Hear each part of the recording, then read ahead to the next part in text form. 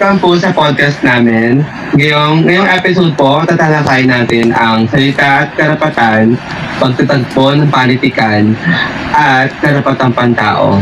Ako si Justin, at ito ang episode na tatalakayin natin dito ang pinakamahalagang usapin sa gobyerno, sa mga nangyayari sa gobyerno.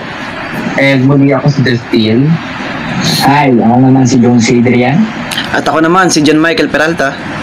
At ako naman po si Micaela de la Cruz. Okay, simulan natin sa pagbibigay ng overview. Tanungin natin si Jones. Jones, magbigay ka nga ng konting overview sa karapatang pangkabuhayan at katarungang panlipunan. Sure, Justin, na karapatang pangkabuhayan ay karapatan ng bawat tao sa lisenting trabaho. Sapat na kita at maayos na kondisyon sa paggawa. Katarungang panlipunan ay tungkol sa patas na pagtrato. Walang diskriminasyon, pantay ang oportunidad para sa lahat. Dagdag ko lang, Jones. Ayon sa Universal Declaration of Human Rights, Article 23, may karapatan ang bawat isa sa trabaho, patas na sahod, at protection laban sa unemployment. Basic human rights ito at hindi lang ideal.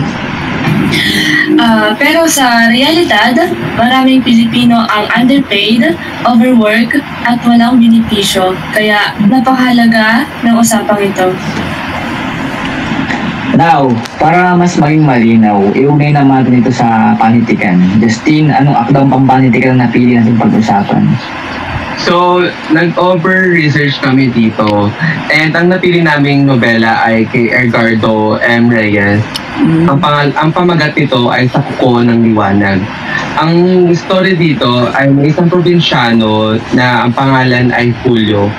At pumunta siya ng Maynila para maghanap ng trabaho para meron siyang maging income para sa pamilya niya.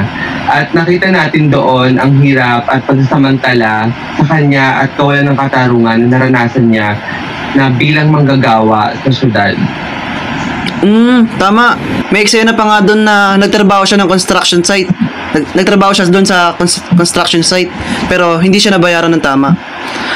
Reflection lang ito na kawalan ng protection sa manggagawa noon at hanggang ngayon. At kahit ilang dekada na ang lumipas, pareho pa rin ang struggle sa mga manggagawa ngayon.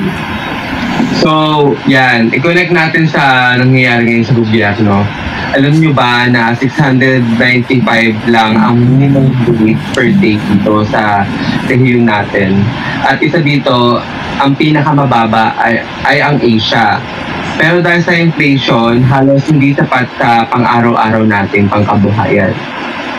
Exactly, guys. Parang kay Julio. Todo kayod pero kulang pa rin. Ganito rin ang sitwasyon ng maraming kababayan natin ngayon. Yun na nga.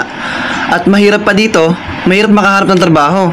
At kahit minsan, cashier lang, kailangan pa. Graduate. College graduate ka. Then, kaya mahirap ang maraming Pilipino ang napipilitan mag-abroad na lang kahit mahirap. Kasi doon, malaki ang sahod.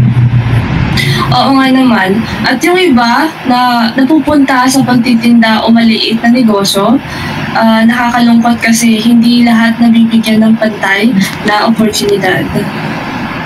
And dagdag natin dito yung mga problema natin about sa serbisyo ng gobyerno. And nakikita naman natin ngayon na sobrang kakulangan sa pondo ng mga edukasyon, sa healthcare natin at sa mga ayuda na dapat na susuportahan tayo ng gobyerno. At dahil sa korupsyon, hindi napupunta sa tawang pondo. Ang pinaka-apektado dito ay yung mga ordinaryong manggagawa. Kaya mahalaga ang panitikan tulad na sa mga kuko ng liwanag. Paalala na ito na hindi natatapos ang laban ng mga manggagawa at kailangan pa rin ang tunay na katarungan. So, ang nakita naman natin ngayon sa gobyerno natin is ang korupsyon. Din talaga ang main talaga natin sa korupsyon. Kasi ikaw ba naman kasi pag nakawan at nagbabayad ka ng tax pero ninanakawan ka lang.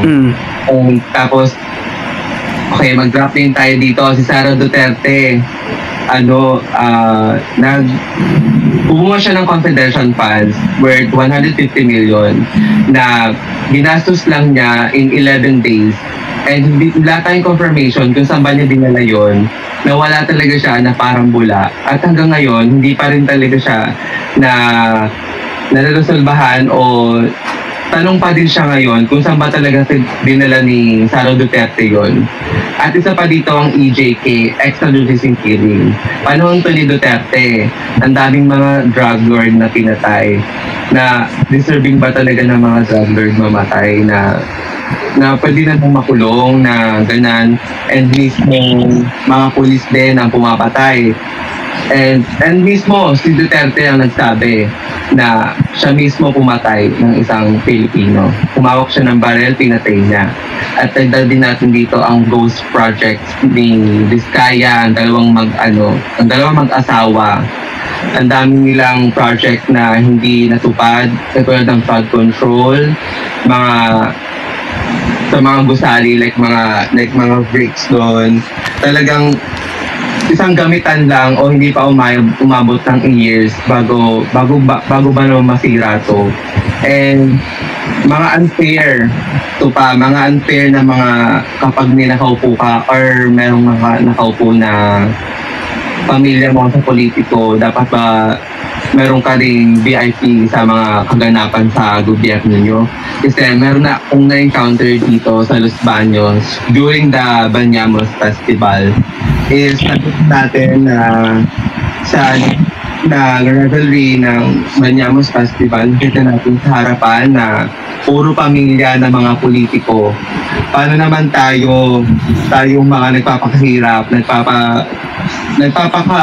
nakatayo tayo magdamag doon, which is ang nepotism. Kasi di ba nauso ang nepotism na naman, yan na naman yung nepotism na yan, kakainis na yan.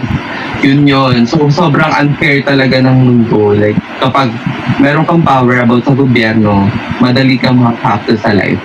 And ang mga nepo babies na mga anak nila Vizcaya, anak nila Zaldico, and dagdag ko din si Zaldico, nag-resign siya sa Senado, tapos kinabukasan nawala na siya. Nasa si Zaldico, nagtatago na siya kasi madami siyang alam about sa mga ghost projects at pagkurakot. Yun lang po. Para sa akin, sobrang mahalaga na pag-usapan ng karapatang pangkabuhayan at katarungang panlipunan. Kasi dito talaga nakatali ang dignity at future ng bawat tao. Hindi lang ito simpleng usapin ng sahod o trabaho, kundi tungkol din sa fair treatment, equality opportunity, at respeto sa pagkatao. Kapag ang isang manggagawa ay may disenting kabuhayan, sapat na sahod, at patas na pagtrato, mas magiging makatao at mas nagiging matatag ang society. At dito pumapasok ang role ng panitikan sa mga kwento tulad sa Kuko ng Liwanag. Pakikita natin ang mga struggles ng mga tao noon ay halos kapareho pa rin ng struggles ng mga tao ngayon. Parang reminder na hindi patapos ang laban para sa justisya at karapatan. Kaya kapag pinag-uusapan din ito, hindi lang tayo nagre-recall ng past experiences, kundi din tulungan din tayo mag-isip kung paano tayo makakapag-ambag sa pagbabago. Ang ibig sabihin lang po nito, ang pamutikan at ang usapan tungkol sa karapatan ay hindi lang academic exercise, kundi call to action para sa atin, para maging mas socially aware, mas compassionate, at mas handa na ipaglaban ang tama para sa lahat. So yun nga, nasabi na nga ni Jones na about dun sa katarungang pangkabuhayan at katarungang panlipunan. So para sa akin naman, malaki ang impact nito sa atin, lalo na sa mga nagtatrabaho dito sa Pilipinas. So isipin nyo, yung mga tao dito sa Pilipinas, grabe ang nila, sikap at pagod nila para makaraos lang sa pang-araw-araw nating gastusin sa buhay, di ba? Tapos yung mga nakaupo sa gobyerno, pasarap lang at walang ginagawa para iangat man lang kahit papaano ang Pilipinas sa mga katawilang ginagawa ng mga gobyerno. Then meron pa, ang pinaka na point ko lang dito is lalo nung sa kahirapan at kawalan ng trabaho. At nung mas nahirapan pang mas mahirap pa nang nawala ng mahirap kasi dito kumuha ng trabaho. Lalo na pag wala kang background stud, wala kang pinag-aralan, mahirap ang kumuha ng mga decenteng trabaho katulad ng sa opisina, ganon. Kasi sa Pilipinas, mataas ang standard dito. Kaya, yun, maraming Pilipino ang kumukuha na lang ng trabaho sa ibang bansa kaysa magtrabaho dito sa Pilipinas. Okay, so idagdag lang natin dito din yung nobela nga na nakuha natin kay Edgardo M. Reyes. So nakita naman natin na probinsyano din ba si Julio. So nung pumunta siya ng Maynila, naghanap siya ng trabaho pero hindi pa rin sapat. And yun yung example ng mga senadong nakukulang na ninanakawan nyo yung ganong mga taong, ganong klaseng mga tao, di ba? Yes. Para ba't hindi tayo mamula? Parang tama na, Diyos ko. Sobra na yung pagkukurap. And dagdag ko rin dito yung naganap kung sa September 25 or 24 na rally sa Luneta Park na kailangan nating pinaglalaban natin ang kanya-kanya nating karapatan. And bakit tayo naharang ng mga pulis?